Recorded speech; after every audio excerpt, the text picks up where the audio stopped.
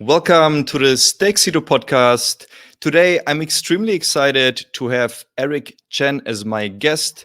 I'm sure most of you know Eric Chen already, but for those of you that are unfamiliar with Eric, Eric, let's maybe quickly talk about your background, what inspired you actually to found Injective, and also what were some of the memorable moments during your time at the Binance Labs incubator in the early days of Injective? Yeah. Hey guys, this is Eric. So basically, before Injective Labs, I was mainly just doing research and then helping out funds here and there on protocol research and just dabble a little bit in different types of ongoing strategies. That was kind of like the first touch point for me to get into the space to get more familiarized with some of the early concepts within DeFi and also kind of seeing like a lot of inefficiencies and a lot of stuff that I can build. So that's kind of like what led to Injective coming to be, to try to build like the first DEX infrastructure, to try to build kind of like the entire holistic blockchain ecosystem for financial applications. Sorry, what was the last question? And basically, your early days working with the Binance Labs incubator, or early days of Injective. That was the last question. Yeah, it was quite exciting, especially working with at the time, the biggest exchange in the world. Kind of like learning and talking to different people on, some of the insights that you wouldn't necessarily get from like a public from the outside looking in. So that kind of formulated a lot of the early beliefs and philosophies that we have. Not necessarily like aligned with the structure of Binance, but like it gave us a lot of insight into what we need to do and some of the foundational pillars that we have to establish when it comes to building like a fully decentralized financial ecosystem. Right. Makes sense. And also, like the initial focus of Injective was sort of to build a perpetual DEX, right? And how did it happen that you guys then basically evolved into like a more general, let's say, layer one solution? And yeah, what key lessons do you learn from this transition, basically? Yeah, I think the interesting part there is that like we always knew that this was going to be like a open ecosystem for all the applications to build, and synergize. The thing is just that like in order to bootstrap like an ecosystem, you have to first start approaching and iterating from the application angle. And for our case, the infrastructure that we built to support the application as our first user, basically, which is ourselves, kind of cemented and kind of allow for a lot of features that ended up proving to be massively useful for a lot of the other application and also developers and projects out there. So what this allows for is that when we go out and launched mainnet with all the stakeholders within the Injective ecosystem, it comes in with like a fully fledged decentralized application that focuses on on-chain order book based exchange and also perpetuals, etc, but it also has the exact same infrastructure and also the 5 minute deployment feature where anyone can build the exact same exchange, to build the exact same type of app in a matter of minutes. And this is kind of what allows Injective to be a starting point for a generalized, blockchain that's purpose built for financial applications. Got it. Makes a lot of sense. And maybe for also people that are more familiar with Ethereum or other layer one blockchains, how would you describe Injective? Is it somewhat familiar? And yeah, what is like the current Yeah, focus? so I think the main difference is that Injective is basically this open, interoperable layer one blockchain as opposed to a lot of layer two solutions out there that's trying to empower and also allow for development of next generation DeFi applications that's more compute intensive, storage intensive, and most importantly, communication intensive. So a lot of these, like the classic examples are like decentralized spot and derivatives exchanges, order book based prediction markets. Fragmented lending protocols and so much more. And these are, a lot of advanced concepts that kind of manifest in front of the user as more efficient pricing, more, cost efficient access to liquidity, or generally just more responsive applications presented to the user. And for Injective's case, I think one of the most interesting part that plagues like the majority of the EVM-based chain is the concept of MEV. And because this is such a big issue, even like since back in the day, one of the key financial infrastructure primitives within Injective, which is the exchange module, actually just out of the box include like fully decentralized MEV resistant on-chain order book, where the matching is completely time agnostic.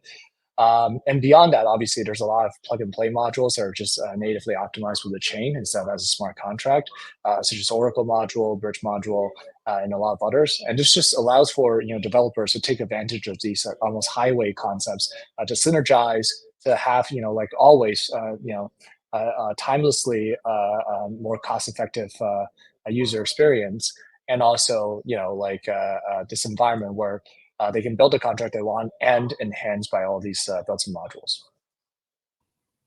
Got it. Thanks a lot. And I mean, Injective is sort of really also built for scale, and I guess also for making it pretty easy for developers to be onboarded there.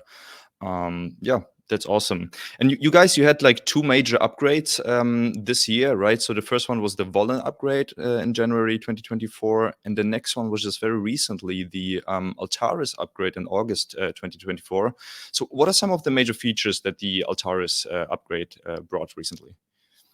Yeah. I think what it brought is actually like something I'm sure like a lot of users are noticing is the block time is getting further compressed down.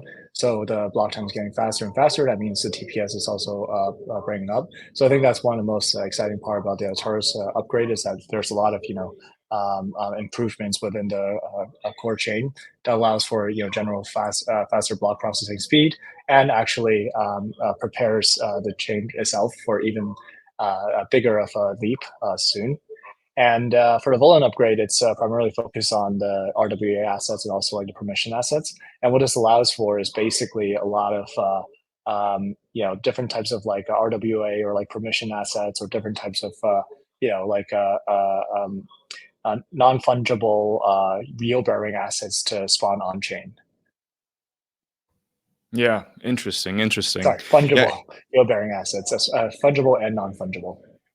Got it. Yeah, I mean, one of the really cool things that I read on your Twitter or X account is that gas compression reduced transaction fees to sub 0.0003 cents, which is like very low, especially like in the EVM world, I would say. And then also I saw that the burn auction module, I guess, recently burned roughly $350,000 worth of INJ tokens, which is also like pretty huge. And I think this is also in relation to the tokenomics upgrade 3.0, from my understanding. Can you maybe tell us a little bit more about how do you achieve such low transaction fees, and also how do you make INJ deflationary? I think this is like really like putting number behind context for kind of the advantage and the power of having these built-in modules instead of relying on like a generalized smart contracts for a lot of transaction executions and like features that you expect to be synergized and shared across dApp developers and users. Because what this allows for is that like with gas compression within like various modules, especially exchange module, where there's just so many transactions taking place for every single block. Various optimizations will just perpetually have like a cost, computation cost storage advantage over like a generic like a smart contract interaction. And this is why like the cost is so cheap. Is that a lot of these smart contracts or a lot of these like a user are generally leveraging directly from these modules that are always going to enjoy like a more optimized processing path. It's almost like having like a cheat code precompiled with an EVM. And as for the INJ 3.0, I think that's a very exciting kind of like event for the community as well. What that outlined is both kind of like an inflation schedule that gradually goes down over years at like a fairly aggressive pace, but also on top of that, allowing for the open participation of INJ into burn auction via various incentive mechanisms, or various like a community like alignment. And what this allows for is like INJ to show up on the burn auctions, but more importantly like a significant increase in the burn amount over time. Got it. Yeah, I mean, those are like some very exciting features for sure. Also, I guess like a lot of our users are somewhat familiar with the Cosmwasm, and I saw also another announcement saying that you guys basically have launched the world's first ever, let me see, CW 404 standard derived from the ERC 404 standard. Can you explain us what it exactly does and why it's like a pivotal moment? Yeah, so I think like most people in the Ethereum world are pretty familiar with like ERC 404. So basically, it's what allows for like a semi-hybrid between like 721 and also like ERC 20, but it's also like kind of like compatible with both. So this what this means is like like allows for like the optionality between like being fungible and being non-fungible. And this is yet to exist within like the Cosmos world, and we're very excited to like throughout that time like working with the team, and then coming up with a CW404 standard with like quite a few like ecosystem projects. Got it. And is it someone that Injective projects are using already, or Yeah, I think yeah? it's being used by multiple projects. It actually came up, in terms of use case from Dojo Swap. So I'm sure they're like making a lot Mm. of use from it, like right off the get go. Got it. Got it. Very cool. Yes. So you were also talking about RWAs on Injective. I mean, RWAs are surely like a very big topic these days, especially from the perspective of institutions, I would say, institutional adoption. And I saw that there were two major developments. USDY was launched by Ondo Finance and USDM by Mountain USDM. As well as I think an RWA Oracle. Yeah, can you tell us about, or can you generally say what do you think about the RWA space and why are those integrations like relevant? So I think it's one of those type of integrations that are like in the short term, low value, high effort for a lot of the projects, for a lot of teams, for a lot of ecosystems. So that's why it hasn't been necessarily prioritized by a lot of folks in the space. But for us, we kind of have like a different vision for how RWA is going to play out in the long term future. What's really exciting for us is that RWA is going to be one of those things that are going to take a lot of effort to initially integrate, but it's going to be extremely sticky over time. So like let's say like in a 5-year horizon or a 10-year horizon, when you truly see like an onslaught of like institutional liquidity and assets, and also incorporation of Injective into the TradFi like infrastructure, what you're going to see is kind of like a order of magnitude asymmetrical like value coming from this. Even though like at the beginning it only started with like just like $5 or $10 million of TVL in the beginning. So that's why we're always extremely optimistic about the RWA space, because even though like Ondo or like Mountain might only have like a few $100 million in TVL right now, what's truly exciting is that like they have kind of like unclogged the drains and just allow for the entire funnel of like institutional liquidity to come in. And this is all done as part of the Bolin upgrade. Okay, got it. Got it. Interesting. Yeah, I mean, in the RWA space, it took quite a long time to build it out, and sort of we start to see some of the adoption these days. Obviously, some issues with the adoption were like regulatory issues and so on. That's why it took a little bit longer, I guess. But with the current institutional interest, also regarding ETFs and so on, I'm pretty sure that we will see much more adoption going forward. And it's good that Injective is like also positioning itself right now, I would say. Yeah, speaking of institutions, we also saw that 21 Shares, which is quite a famous institution, at least in Europe, I would say, launched a INJ ETP, exchange traded product, or staking exchange traded product, actually. Can you maybe tell us, our listener, yeah, what is an exchange traded product? Because most people are somewhat familiar with ETFs. And yeah, how do you see the institutional adoption on Injective going forward? Well, ETP is like a European or like international version of ETF. So I Right. think that's why it's so exciting, because we might have too much like embedment with the term ETF, but it's actually very much of a US only type of concept.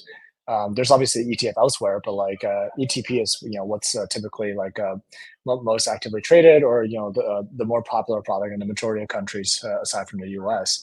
So yeah, like the simplest way to put it is like it's a European ETF. Got it. And I guess so. This product is specifically for institutions, right? From my understanding, or Correct. do It started retail off with investors? Yeah. yeah, it starts off with institution, and then like over time it'll be adopted by like different like regional exchanges, etc. So Right. I'm sure like one day retail will be able to access to it. This is obviously launched by 21 Share, so we'll probably defer like promoting it, etc. to them. Hmm. Okay, interesting. Yeah, and the next topic, which has been sort of in the headlines the last few days, I would say, is Pavel Durov and Telegram. I'm sure you are also aware of what happened with the arrest in France, and apparently today he got released, and we don't really know what's going on there. But you guys integrated with the Ton blockchain. Like, he's also one of the founders or creators behind Ton and Telegram, right? So, and I think like Ton has seen also a lot of adoption over the past year. So there are a lot of users, and I'm personally quite excited about seeing this integration between Injective and Ton. So what can Injective users do on Telegram and the other way around? So what's the integration exactly about? Yeah, so we finally laid the pipes between like the Tom blockchain and also like the Injective ecosystem. So assets can be fully transferred, and then more importantly, data can also be like fully transferred in between. Basically, for us, it's always been a very exciting like a technical challenge because Ton is rarely integrated like a blockchain with a pretty unique like smart contract environment. And what this means is like like there's not a lot of like prior work that we can rely upon, or working with like different bridge providers to have like instant access. So this is why it's like very interesting to us to like pursue the integration to like work on connecting the pipes so that such a strong and fervent community within the Ton like blockchain ecosystem can kind of like peek outside and like have like this native interoperability out of the box. Right. And do you think will there be any other initiatives other than just let's say being able to trade Ton or Injective on both blockchains? Do you guys plan like any further partnerships or something like that, or is it for now? Yeah, of course. It's a, There's a lot of like interoperability features on the roadmap. This is just Mhm. like the first sign of like, hey, like the pipe is working. Like the first gallon of water has come through, and now like apps and like different dApps across both ecosystem are like adopting it more and more. You're going to see more assets, and what we're also working on is like down the road, allowing for like just easy to use out of box interoperability tools and also features that allows for these dApp developers to maybe even have like cross-chain composability. Yeah, that's super exciting. Looking forward to that one. Yeah, so one of my next questions is basically around Binance Pay. I mean, we already earlier talked about Injective's involvement with the Binance incubator in the early days, and now you were also integrated with Binance Pay. I personally, I've never used Binance Pay. I don't even know what it is, to be honest. I'm using Binance though. So can you quickly tell us what is Binance Pay and what can people do there in regards to the INJ token, I guess?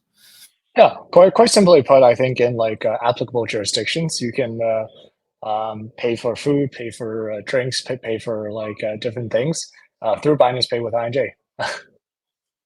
I got it. So it's like the equivalent of, let's say, Google Pay, Apple Pay, something in this Exactly. direction. But Yeah. okay. Yeah. I should check it out. Actually, I live in Dubai, so maybe it's like supported here. Yeah. Let's see. Yeah. I think it works. Yeah, cool. Yeah, my next question in regards to developments and milestones is like, yeah, the inEVM. I hope I pronounce it correctly. Can you tell INEVM. us inEVM exactly? What Yeah. is that exactly? And yeah, what is the status of the inEVM? Yeah, I think that's a very exciting work that we've collaborated with Caldera on. So I think even to this day, it's like one of the top kind of like roll-up environments for EVM for both us and Caldera. And this is basically spawns like the very first moment for like the kind of like a multi-VM environment for the injective plan. So we unveiled like earlier in the year about our commitment to build out towards a multi-VM environment, which allows for inEVM, Solana VM, and like a lot of upcoming VM architectures and also like integrations to come onto the Injective chain. So this way you can further enhance the developer experience within the Injective ecosystem. So inEVM marks actually the very first step where like there is now like a EVM environment that Injective community members can use that are powered by like Caldera, and actually a very strong collaboration with Arbitrum as well, to develop to deploy their dApps and like to interact with it. And I think there's more to come, thanks to release of a few very important features and upgrades to the inEVM environment itself, where you're going to probably see like a lot more like interoperability and also like different types of features coming out. So does it mean we will see more interoperability, for example, with Arbitrum applications and vice versa, or? Yeah, I think that part is more general interoperability with like all EVM environments. So Okay. Arbitrum, potentially some OP stacks, etc.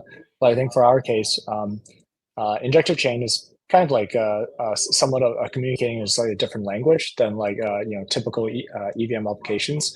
So a lot of interoperability requires us to kind of build piece of IPs to translation layer for like different types of like instructions, messages, and stuff like that. So a lot of our work has been making sure that like ends of EVM actions or like features are as tightly connected with Injective's core primitives as possible. Got it. Yeah, very cool. Yeah, maybe let's talk a little bit about the Injective community, and more specifically, what is your opinion on the meme season that we have seen this year, and also how do you view the meme season on Injective? I know from my personal experience there were a few memes that I also traded on Injective, and I also saw that you guys recently launched INJ.fun. Is that also there for, let's say, sort of supporting the memes on Injective, or like what is the purpose of that? I don't know much about it. I'm gonna try it out after this podcast.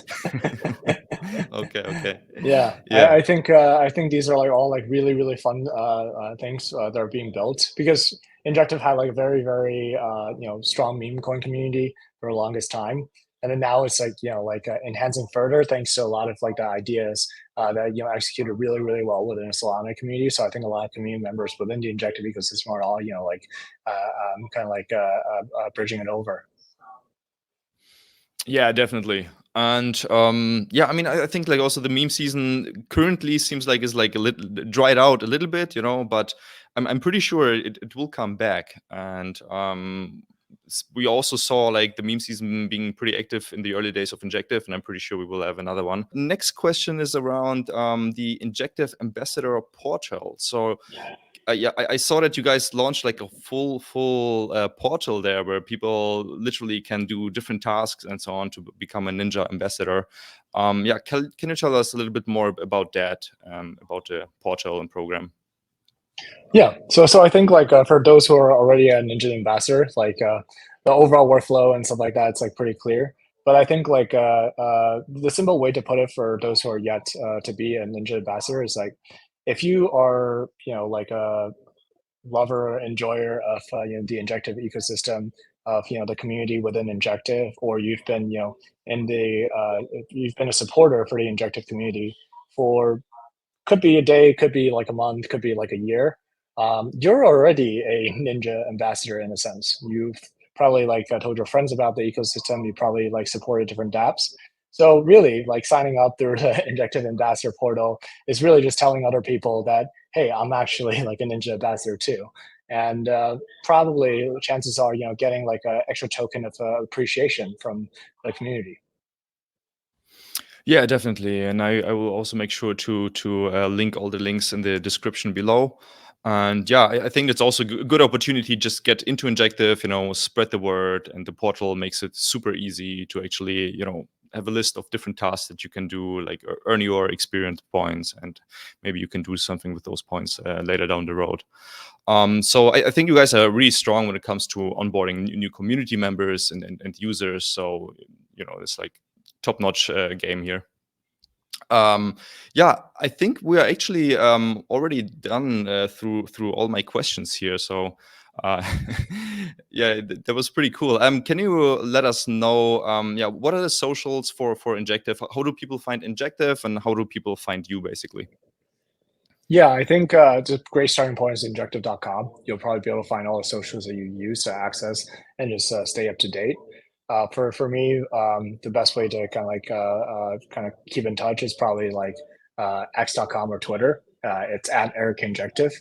And yeah, like for Injective, official like handle is also at Injective. So Awesome. Yeah, we'll also make sure to link it in the description below. Yeah, thank you so much, Eric. I know you're a super busy person, but really appreciate you coming on and updating the Stixido community about the most recent developments on Injective. And yeah, let's do it once more as soon as we see, let's say, another upgrade or maybe in early next year. Yeah, thank you so much, man. Appreciate it. Appreciate it. Thank you so much. All right. Have a good day.